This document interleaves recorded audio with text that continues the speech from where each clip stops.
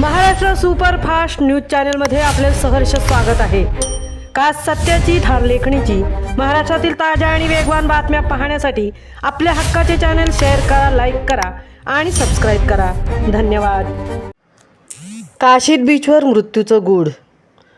Murud police Thane हद्दीतील मौजे Kashid beach येथे फिरण्यासाठी आलेला एक तरुण बेपत्ता झाल्याची घटना काल घडली होती।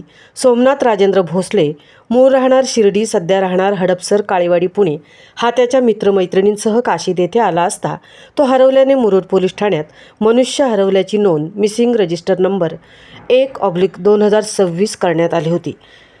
दिनांक 19 जानेवारी 2026 रोजी मुरुड पोलीस लाईफ गार्ड व सागर रक्षक दलाच्या मदतीने शोध मोहीम राबवण्यात आली।